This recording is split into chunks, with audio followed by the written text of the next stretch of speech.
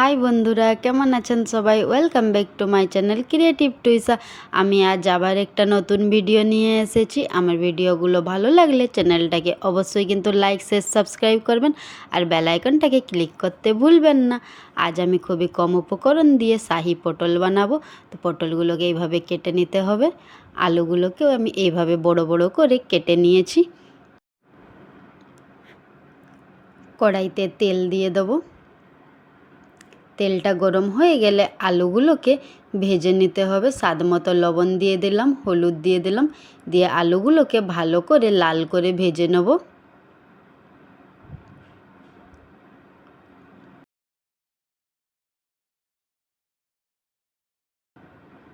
এই দেখুন বন্ধুরা, আলুটা কিন্তু ভালো করে ভাজা হয়ে গেছে, সেদ্ধও হয়ে গেছে আলুটা। এবার আলুগুলোকে তুলে নেব। এবার পটলগুলোকেও লবণ আর হলুদ দিয়ে ভালো করে লাল করে ভেজে নিতে হবে। এই রান্নাটা কিন্তু খুবই কম উপকরণ দিয়ে হয়ে যায় আর খেতে খুবই ভালো হয়। পটলগুলোকে ভালো করে লাল করে ভেজে নেবেন।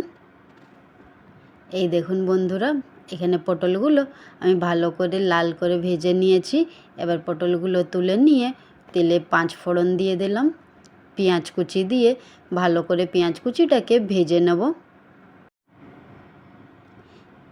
এই দেখুন বন্ধুরা, পেঁয়াজটা ভালো করে ভাজা হয়ে গেছে।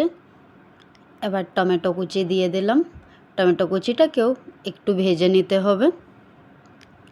দিয়ে বেটে রাখা আদা, রসুন আর কাঁচা লঙ্কা দিয়ে অল্প একটু জল দিয়ে ভালো করে মশলাটাকে কষিয়ে নিতে হবে। স্বাদ মতো লবণ দিয়ে দিলাম, হলুদ গুঁড়ো দিয়ে দিলাম, লঙ্কার গুঁড়ো দিয়ে দিলাম, জিরে গুঁড়ো দিলাম, ধনে গুঁড়ো দিয়ে ভালো করে মশলাটাকে কষিয়ে নেব।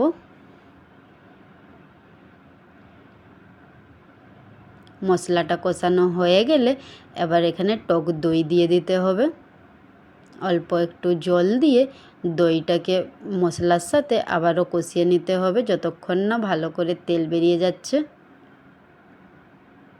এই দেখুন বন্ধুরা, মশলাটা কিন্তু এখানে পুরোপুরি কষানো হয়ে গেছে। এবার পরিমাণ মতো জল দিয়ে মশলাটাকে ফুটিয়ে নেব। মশলাটা ভালো করে ফুটে গেলে ভেজে রাখা পটল আলুগুলো দিয়ে কিছুক্ষণের জন্য ঢাকনা দিয়ে কম আঁচে রেখে দিতে হবে।